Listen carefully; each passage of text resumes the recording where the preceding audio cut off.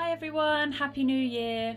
We are back with our first Talking Thursdays of 2021, and it's with Christian Beer, our learning and development facilitator, who always talks to me, it seems he always talks to me when we are in a lockdown. So what better person to have on our first Talking Thursday for 2021 when we were in another national lockdown. Christian and I speak about the reality of this lockdown, so please have a watch, and remember that Talking Thursdays is now a bi-weekly thing. But remember to look out for our Fish and Franks episodes, which are every other Thursday, but also the little shorter Fish and Franks episodes that are coming out every week. Hi Christian, how are you? Hello Anna, I'm good, thank you. Yourself? Yeah, not bad, thank you. Thank you for coming back on Talking Thursdays again. It's kind of, become a bit of a pattern for you and I. Whenever there's a lockdown, I call upon you to be like, do you want to come do a Talking Thursday? That's kind of why I'm back, although people might be sick of seeing my face. We'd originally had a bit of a series planned around lockdown versus non-lockdown and chatting through that, and obviously we've gone into another one, so we thought, why not get back together and discuss some more topics related to being in a lockdown. It's the first one of 2021. It's kind of about lockdown, but the main purpose of this is about reality, and what does reality actually mean to all of us at the beginning of 2021 in another national lockdown. What does 2021 mean for you? Do you do that whole new year, new me? Or are you now facing the fact that it's new year, new lockdown? So I haven't necessarily ever specifically gone in for new year, new me and thought I'm going to do this or I'm going to do that. And I think largely because my life cycle still is on school time, because I was a teacher previously, and now when we work for an organisation where we do a lot of stuff in schools, you kind of look at September and go, that's when it all starts for us. But that's by no means to say that I think it's a great time of year for people if they want to, they start changing or they want to pick up new habits and things like that. It's always a good time to reflect on it. I guess it's been strange that the lockdown has kind of come in at this time. It does feel very new, like I said, new year, new lockdown, and obviously the changeover from 2020 and now moving into 2021, it doesn't really feel like much has changed for many of us. For me, it's a question of reflecting on the previous year and going, what did change, and also importantly, what was good, because I know it's easy to go, there was lots of bad, but what was good about 2020, and what did I learn from it, and what would I like to change moving forward, I guess. So there is, I guess, a bit of that new year, new me in there. From our business perspective, you go, I'm going to start a new diet on January the 1st, and if it's too extreme, you'll never stick to it because it's so easy to break. So it might be a case of, I want to try and, maybe there's a certain food is bad for you and you eat fairly often because you like it, and you go, maybe I can either cut that out or cut down on that. That's always a good one, I think. But how's this lockdown treating you this time round? So it's interesting. I thought about that the other day, where I was having like an evening in, as we all are all the time, where I was a bit like, I feel kind of slightly lonely or slightly disconnected, and I was thinking to myself, why is that now the case, given the rules of the national lockdown are the same as they were in March? What's changed for me? And what has changed for me principally is I moved out, and I moved to living on my own as opposed to living with my father and my stepmother, which at the time, and there are still many upsides to that, which I enjoy, but you go, I wasn't around people all the time. And actually with my living situation in my life in general, I've always lived around people. Maybe not. They might be thinking, why are we dressed so differently on this call? Because I kind of wanted to highlight a reality that has come to me. I'm in a very casual wear, and I've got pajama bottoms on because it's comfortable and you are dressed very smart. But just wanted to see why do you dress so smart on, work calls and things like that, when the reality is there's no one in your house to, show what you're wearing or anything like that. It feeds into a kind of interesting idea of why does one wear the clothes that one chooses to wear. And I'll give an example of this that is extended throughout my life. And I have a background of, my father was in the military. I went to, as I said, a boarding school that was fairly strict on those things. So it's probably ingrained in me as part of my personality at times. But when I was at university, I sat all of my university exams in a suit and a tie, and everybody at the time was like, why are you doing that? Because at my university, you could do whatever you wanted. So there was a person in one of my exams that had a duvet wrapped around them. And again, I am perfectly understanding and supporting of the idea that you have to be comfortable in what you're doing. I am comfortable in this, both physically and I guess emotionally.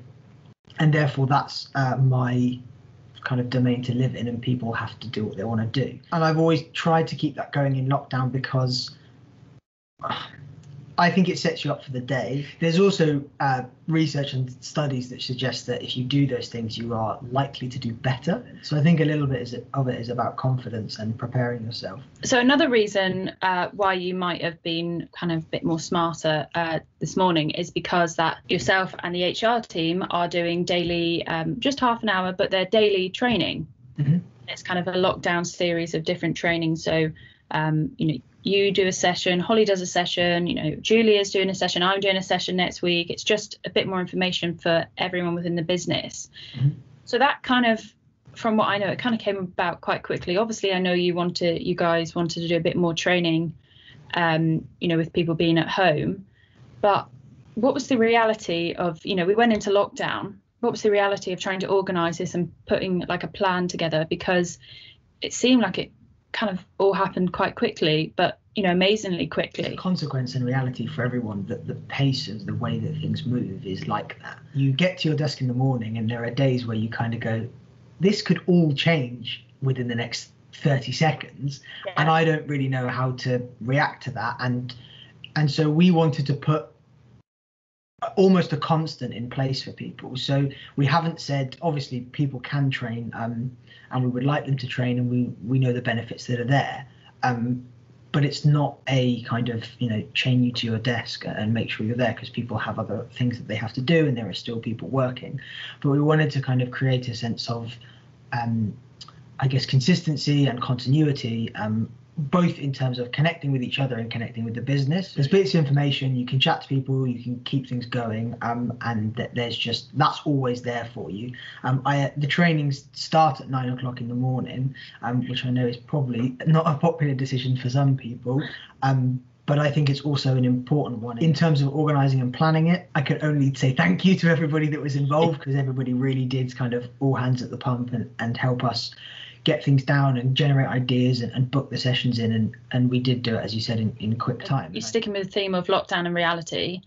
For me, there's been quite a lot of cancellations in things that I had planned in, work-wise, personal life, housework as well, and that's the reality of being in a lockdown. Like everything that you'd planned and like spent time, it's just kind of taken away just like that. For you, Christian, sorry to touch on this, but you live on your own and you had all these things kind of like planned. Does that not affect how you're feeling, and do you not feel lonely sometimes? Hugely. You get to a Thursday where you've only interacted with people virtually, and you haven't seen anyone apart from maybe people in the shops, who are also reticent to have a conversation, A, because they can't really hear you through a mask, and B, because you're staying away from them. You're right that when things get cancelled, there is an element of always frustration, because you had ideas planned and you had things that wanted to be put in motion, and ultimately I tried to be optimistic about those things in terms of,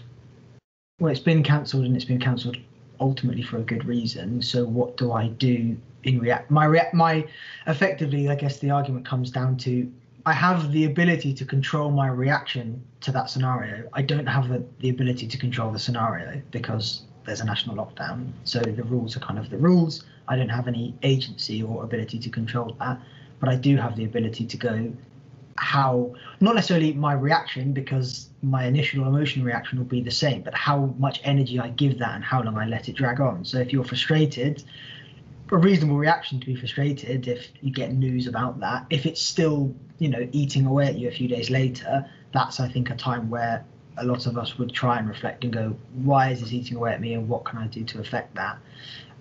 In terms of cancellation, in terms of the loneliness side of it, yeah, I mean, I live on my own. It's not a particularly large place that I live, as you can see, because you can pretty much see all of it from this camera view. And I'm sure there'll be people out there that are in similar scenarios. But I've made, I think, more concerted effort than I might have done previously to try and reach out to those people as often as possible. So finally, to finish this first 2021 Talking Thursday, I normally do a question that I ask everyone, and actually, Christian, I didn't ask you. I'm not really sure why, but you're the first person to answer this question. What is your favourite go-to late night snack? The first one is, I'm still a child at heart, so I'll eat cereal. And I'm sure there are plenty of other, I don't know why I perceive this to be a thing that like boys or men do more. I've never seen in my life of, living in shared student houses and knowing, plenty of female colleagues and female friends. I've never heard them say, I really like late night cereal. Always my guy mates are like, yeah, I just have like a bowl of something in the evenings. So, and always feel free to cut this out if you want. There's always a degree to which I feel slightly disappointed in myself after I eat it, because I'm like, really, like cereal at like 11 o'clock at night, like what is wrong with you? But it's just quick and it's easy and I can just eat it. My other one is, again, typically not good, and Julia would slaughter me for this. I love instant noodles. Oh, I love instant noodles, but I do, in my defense, I do like jazz them up. I'll get a packet of instant noodles. You obviously get the flavoring powder, which is the bit that's bad for you. But I will do like spring onions in there, and then I will do like an egg, which I'll drop into the water, which also cooks through. And then if I can get like some like thin slices of meat, and then maybe also if you can get them, those like thin mushrooms. There'll be a specific name for them. So it's kind of like ramen noodles, but not to the, I didn't make the broth. I didn't boil bones and make the broth and do whatever. But yeah, that's also a one that I quite like. Well, thank you so much, Christian, for talking with me on our first Talking Thursday of 2021. No, thank you. It's been a pleasure as always.